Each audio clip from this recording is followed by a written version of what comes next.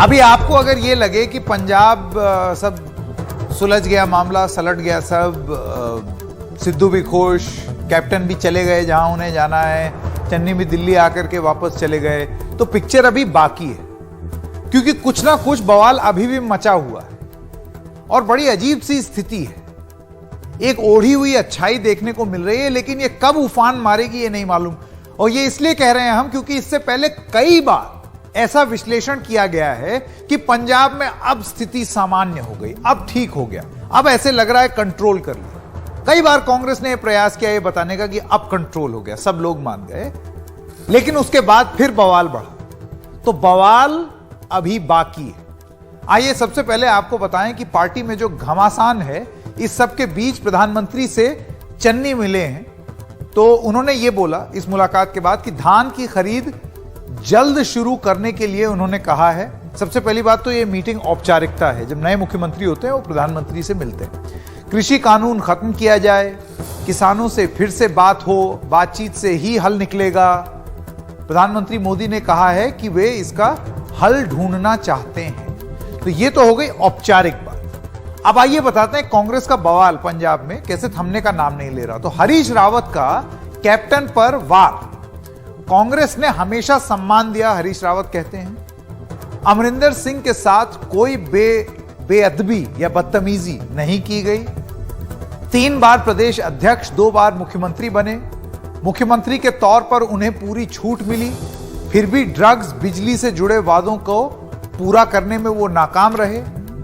किसी के दबाव में क्या है कैप्टन, किसान विरोधी बीजेपी के मददगार न बने, इतना गंभीर आरोप, डायरेक्टली बोल दिया कि वो बीजेपी का समर्थन कर रहे हैं। अब यह बात कैप्टन को पसंद नहीं आई, तो शाम तक कैप्टन अमरिंदर सिंह का स्टेटमेंट आ गया, जिसमें वो कहते हैं अपने पलटवार में, मेरे ऊपर सिर्फ एक दबाव था कि मैं कांग्रेस की ओर वफादार था, इसी वजह से चीफ मिनिस्टर बना रहा और अपमान सहन करता गया। पूरी दुनिया ने देखा कि कैसे मेरा अपमान किया गया। विधायक दल की बैठक से कुछ घंटे पहले इस्तीफा देना पड़ा। अपमानित नहीं करना था तो किस आधार पर सिद्धू को मुझे टारगेट करने की छूट दी? कांग्रेस की ओर से किए गए 90% वादे पूरे किए। सिद्धू को ताकत देकर कांग्रेस ने पंजाब में भविष्य के साथ समझौता किया है और पंजाब में पूरी तरह बैकफुट पर आ चुकी है कांग्रेस पार्टी। ये सारी तमाम बातें उन्होंने ये भी बोला कि भाई मैंने तो 3 हफ्ते पहले ही अपना इस्तीफा देने का ऐलान कर दिया था। कांग्रेस प्रेसिडेंट सोनिया गांधी को मैंने दिया था, उन्होंने बोला बिल्कुल कोई जरूरत नहीं है, और उसके बाद फिर आपने लेजिस्लेचर्स की मीटिंग बुला करके एक माहौल तैयार कर दिया कि मैं जाऊं। तो ये 3 हफ्ते में ऐसा क्या हो, उस बारे में बात हो रही है।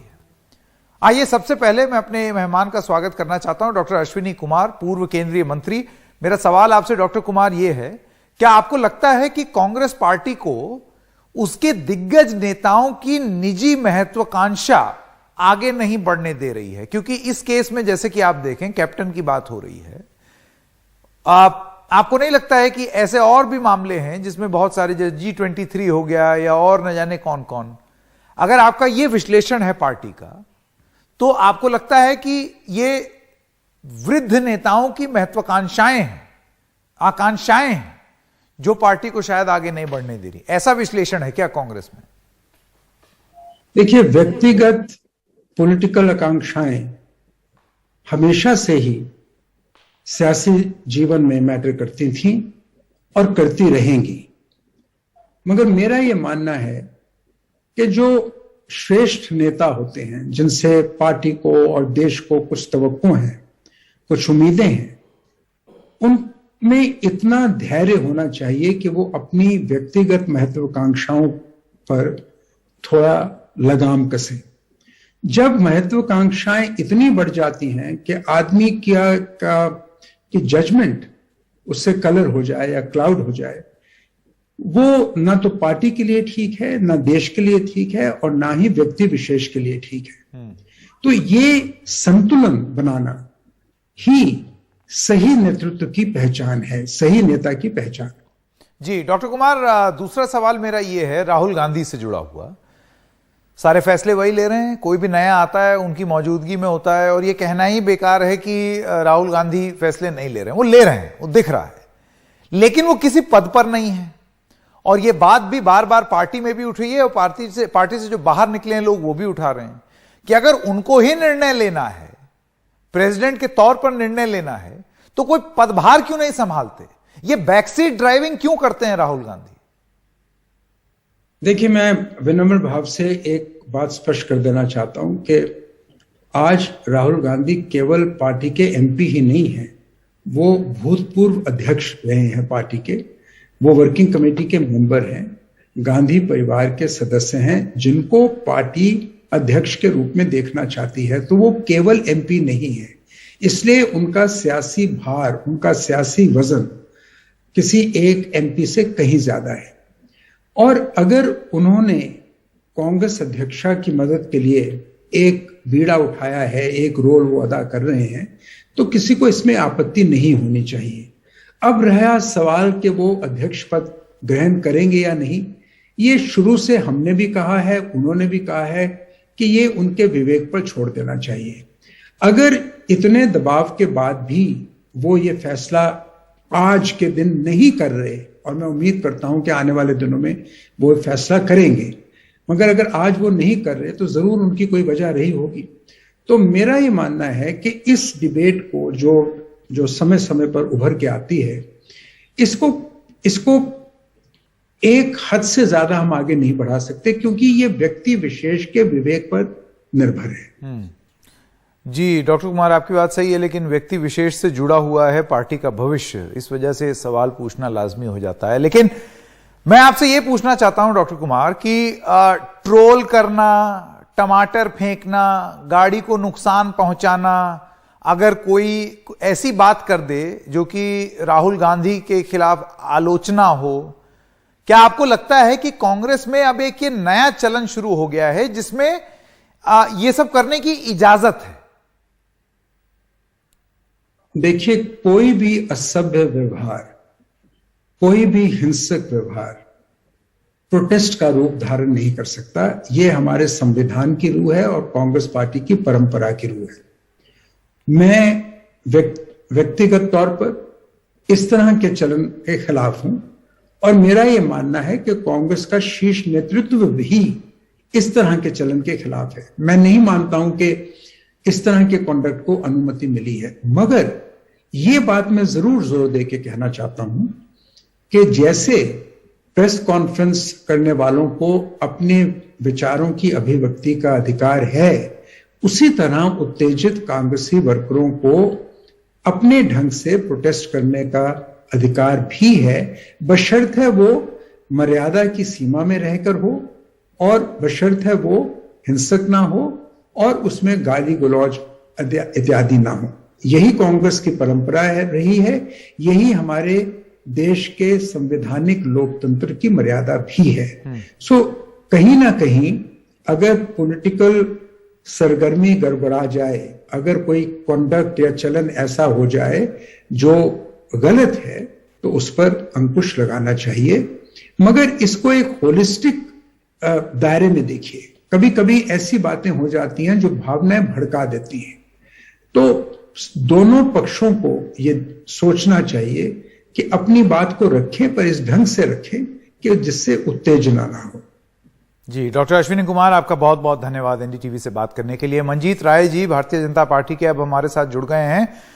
राय साहब, एक कू ऐप पर एक सवाल हमने पूछा कि क्या कांग्रेस पार्टी के लिए कलेश के आगे जीत है, यह सवाल हमने कू ऐप पर पूछा। मैं आपसे जानना चाहता हूं कि पंजाब में आपकी पार्टी की रीडिंग क्या है, क्योंकि आपको तो नॉन प्लेयर माना जाता है।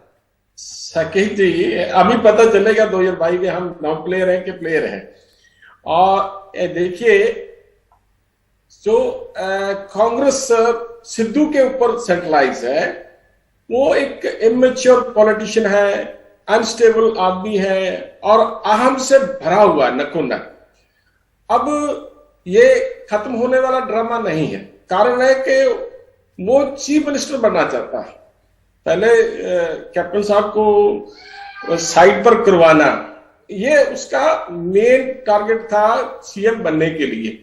अब उसके बाद जब चला तो उसमें नाम आया रंधावा जी का। रंधावा जी के नाम के बाद इसने ऑब्जेक्शन किया भी, रंधावा जी सीएम नहीं बने, और सॉरी जाखड़ साहब का आया, जाखड़ साहब को भी ऑब्जेक्ट किया, रंधावा जी को ऑब्जेक्ट किया।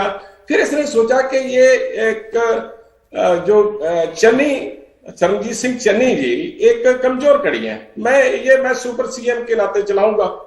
जब ये भी उसने देखा भी ये तो काम मेरे हाथ से निकलता जा रहा है, तो अभी उसका main idea, main focus chief minister बनना है बाई हुक एंड क्रुक, और वो चाहता है कि जो मैंने कह दिया वो मेरा ब्रह्म वाक्य है, और हाईकमांड को बनाना पड़ेगा। और कुछ बातों पर मैं, जो अश्विनी जी ने कहा है कि देखो जी राहुल जी के ऊपर बहुत बोझ है, बहुत, तो वो एक्स प्रधान है और वो अपना सुझाव देते, राय देते हैं। भाई इतने सीनियर्स लोग बैठे हैं जो G23 वाले लोग हैं, और है अश्विनी जी सीनियर है, क्या ये राय नहीं दे सकते?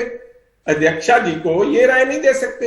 लेकिन अच्छा मंजीत जी, अब तो कांग्रेस पार्टी पलट के बोल देगी, फिर आपके मार्गदर्शक मंडल जो हैं उनकी राय क्यों नहीं ली जाती? नाम तो आपने बड़ा फैंसी सा दे दिया उनको, उनकी कौन सी बड़ी राय मान ली आपने? मेरी बात वो तो बेचारे राय भी नहीं दे पा रहे। नहीं, जब ये होता है हमारे समय समय पर राय भी ली जाती है, जहां जरूरत होती है मार्गदर्शक मंडल अपनी राय देता है।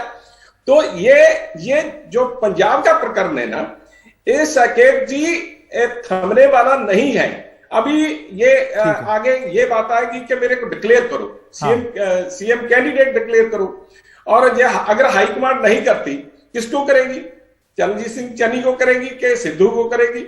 अगर नहीं करती तो फिर इसका डे बाय डे ये अब देखिए चुनाव ज्यादा दूर नहीं है। सकेत जी ये कारण क्या है?